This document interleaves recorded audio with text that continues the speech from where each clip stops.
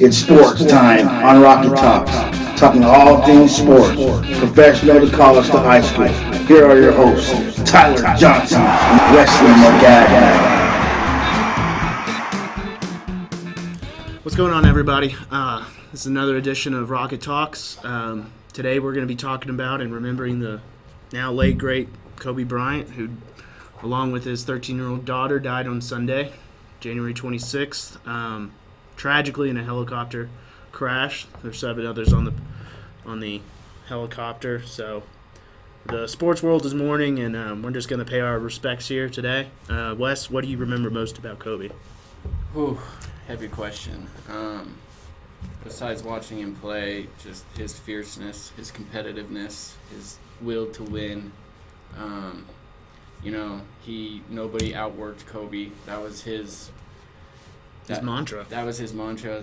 Exactly. The Mamba mentality. It's not just a saying; it's a lifestyle, and it doesn't even have to go towards people that play sports. It's anybody, whatever field that they do, whatever their passion is. The Mamba mentality carries over, and I still don't think that I'm over it. I don't think really anybody's over it. It's going to take a long time for this to kind of slowly drift away, but the reach that Kobe had was second to none to anybody. Not just a icon, but a global icon. So sad day for sure.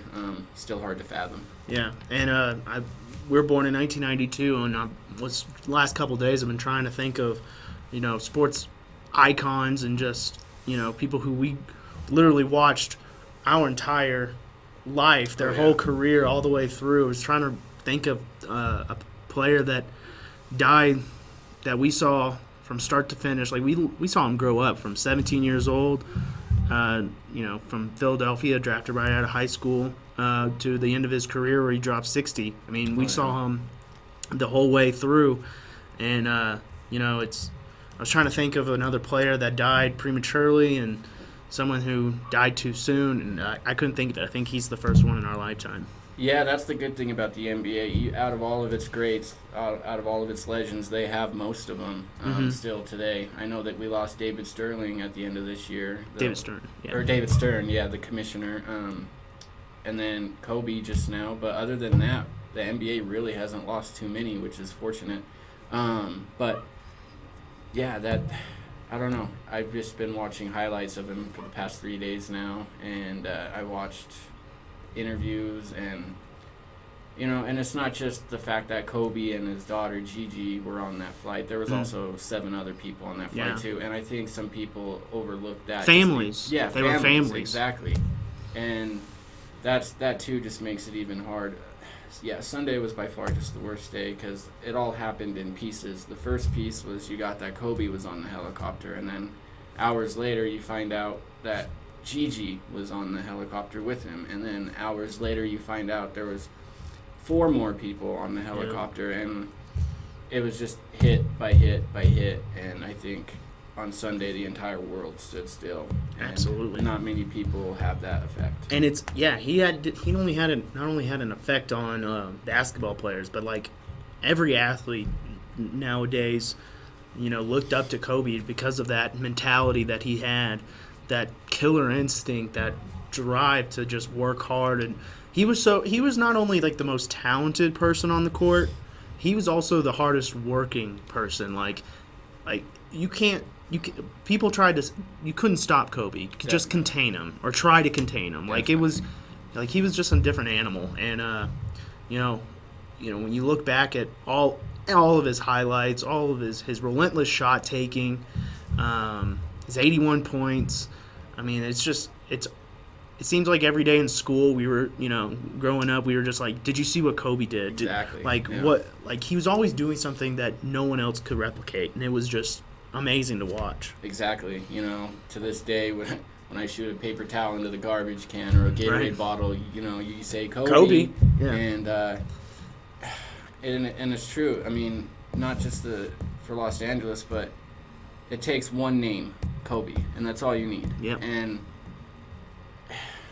as a sports fan, it's just hard because you see on TV all the people outside Staples Center, and then going back to his work ethic, this takes me back to last night. D. Wade was telling a story about how when the Lakers were in Miami a few years ago, actually quite a few years back, but D. Wade kept hitting Kobe on the arm during every one of his shots, and Kobe would miss. And then I guess after the game, the Lakers lost, and Kobe was so pissed that a couple hours after the game, Kobe went back out onto the floor in Miami and started taking shots, and he had one of the athletic trainers out there with him, purposely hitting his hand while he shot. Yeah. And that was like 2 hours after the game had ended. Yep. And he was out there still shooting. And that just shows you his mentality and his work ethic. We're too young to kind of remember what Michael Jordan in his prime. But, Right.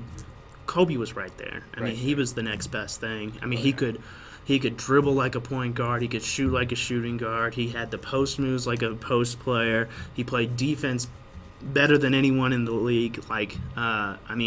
He was just like the most complete player I ever saw. And I remember, being, 7, 8, 9 years old whenever I'm watching a game, and I love basketball. Basketball was my sport growing up. And I remember watching his games and seeing him hit a buzzer beater shot, and then I would run out to the driveway, grab my ball, go to the hoop, and try to mimic that move, and trying to get to the corner of the free throw line where he liked to do his thing and fade away, kick the leg out like he did, and he just he inspired so many athletes. It's just all over the world. Did you see that one video of Neymar during the game? I think it was on a Sunday, and after he hit the PK shot, he went over to the camera and then put up 24. Yeah. He inspired even all over the world. Even AC Milan yesterday, right before the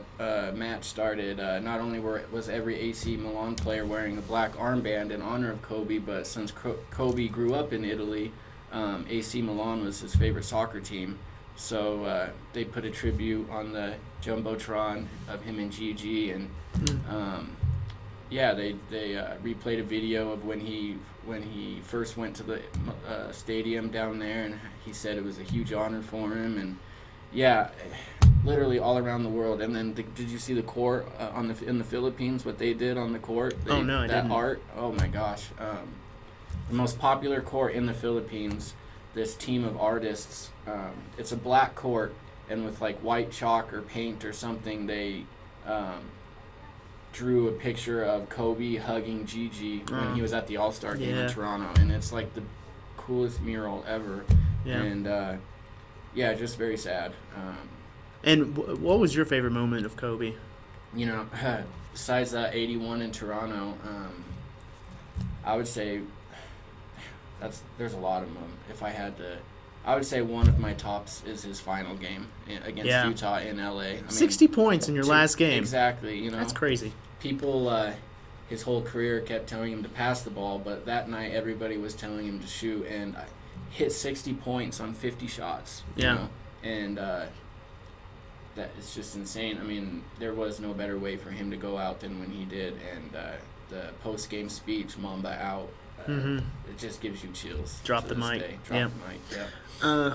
I've actually got the privilege of seeing Kobe in person a couple times, and because I'm a Rockets fan, grew up in Houston, so every time I went Kobe was must see, TV, and when Kobe came to town, you just had to go see him. Definitely. So I saw him a couple times, and I saw one of his Kobe moments. It was 2009 January, and Rockets were up, I think 199 with about 20 seconds left, and Kobe was dribbling the ball. He passes it out to, I think, Derek Fisher, and then runs around a little bit, gets the ball back in the exact same spot, but he was about 3 or 4 feet behind the three-point line, and without hesitation, he grabbed the ball and just went up, and he drilled it, and they ended up winning 105-100.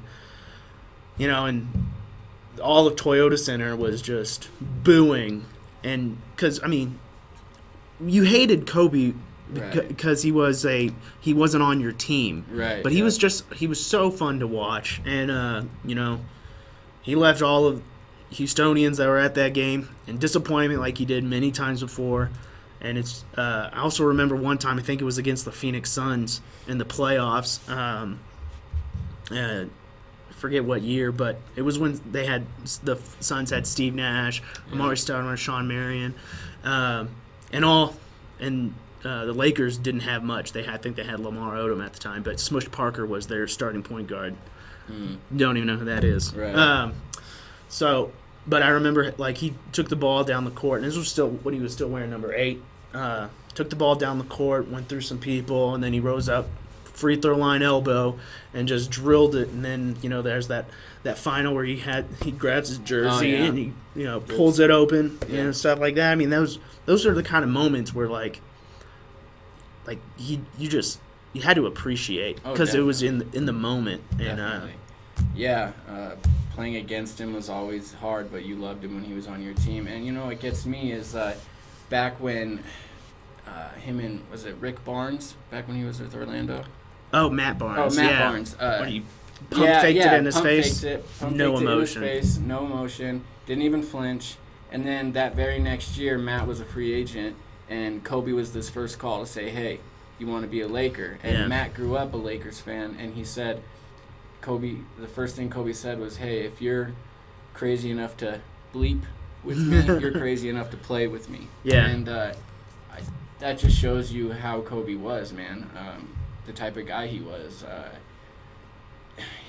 Even after retirement, what he was doing, helping little kids, everything was for kids. What he was doing for the WNBA, for youth. He was such an attentive basketball. father He too. was, like it was like whenever you saw Kobe at a basketball game, he was always with Gigi, which was his protege basically. Exactly. She's like you'll see videos of her when she was playing, and she would have that turnaround fadeaway and just drill it. I mean, she was amazing. Yeah, she was, and the last game she had on that Saturday, ESPN showed a few highlights of her and what she did. I mean, every time she moved with the ball, it looked like a mini Kobe out there. Yeah. Like her fadeaway, her everything, and that's just sad to even think about, because she was going to continue on the Bryant legacy, and everybody would ask Kobe, are you going to try for another boy? Are you going to try for another boy? And every time, Gigi was right there when someone would ask him that, and she's like, hey, I got this. Yeah, I will carry on the this. legacy. Right. She was getting ready to go So to I think she would have UConn. changed the WNBA. Definitely, yeah. And, oh my goodness,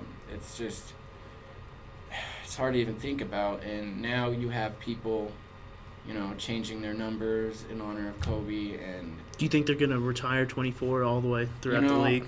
Or change the logo? I personally believe that 24 and 8, maybe at least 24, I think, should be retired. And even though that it's not set in stone, players around the league are already changing their numbers. Yeah. So I believe so, yeah. I think Mason Plumlee from the Denver Nuggets should be next. He wears 24 right now. But as for the logo, I know that there's a petition going on around right now that has over 1 million signatures saying the Kobe should be Change the new it. logo.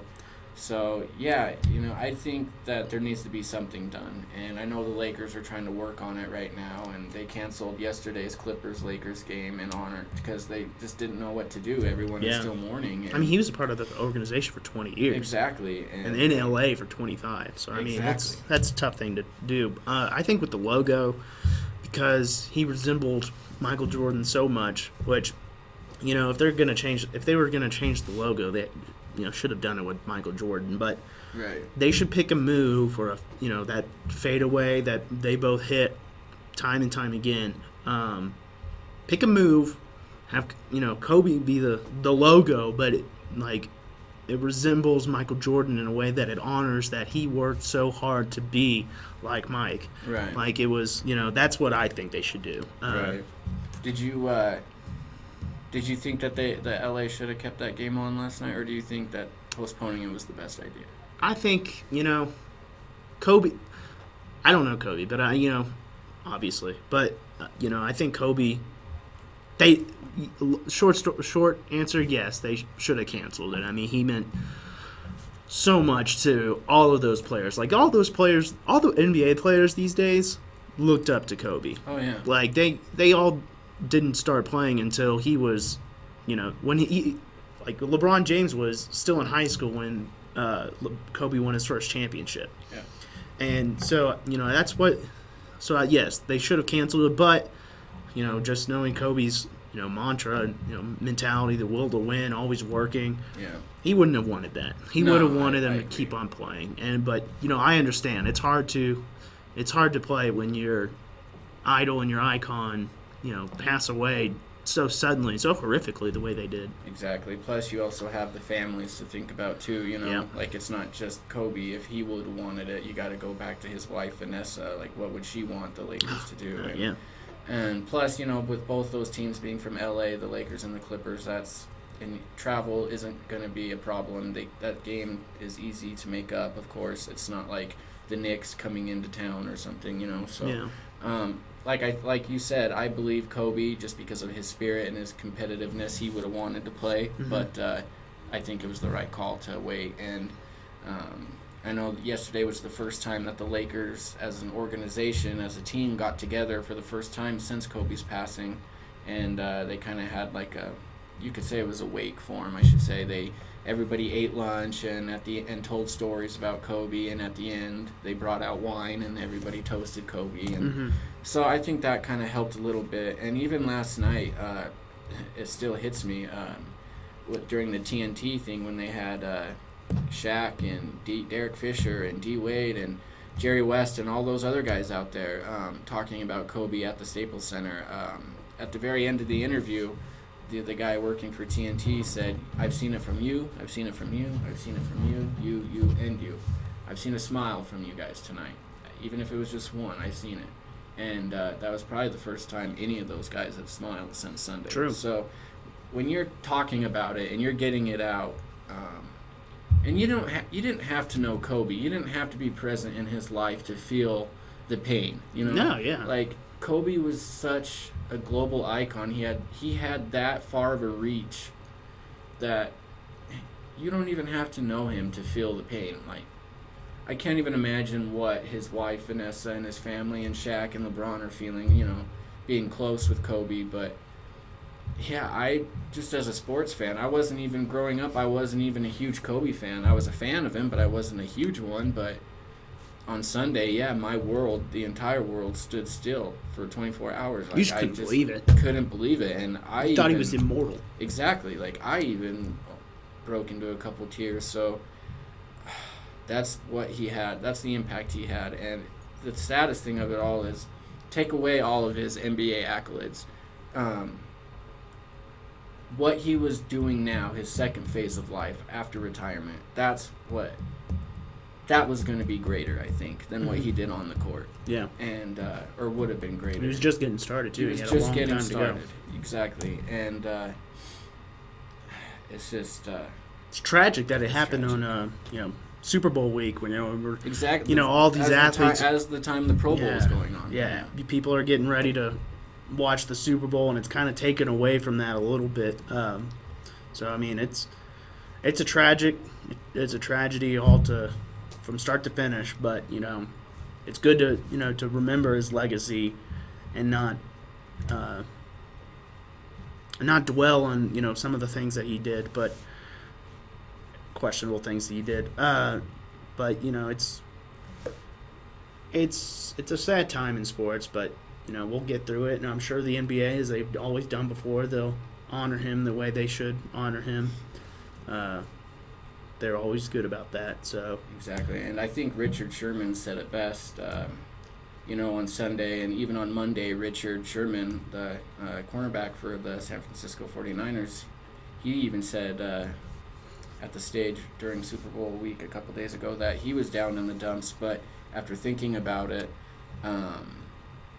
Kobe, he said, these were his words. He said, "Kobe would have wanted me to man up, stop being a baby, and go out there and ball.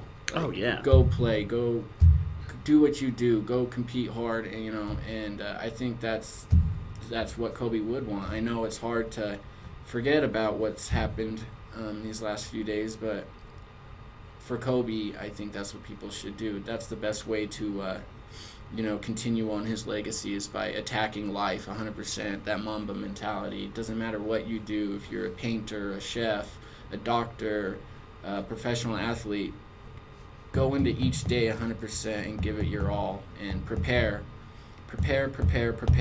and don't let anybody outwork you, and always strive to be great. That's how we can honor Kobe. Yep. So, well, that's all we got for today. We'll join the rest of the world and continue to mourn for Kobe. But join us next week. We're going to talk about a reaction to the Super Bowl, 49ers versus the Chiefs. Go Chiefs. right. And then we're also going to look ahead to what we may happen in the NFL postseason. So catch you next time.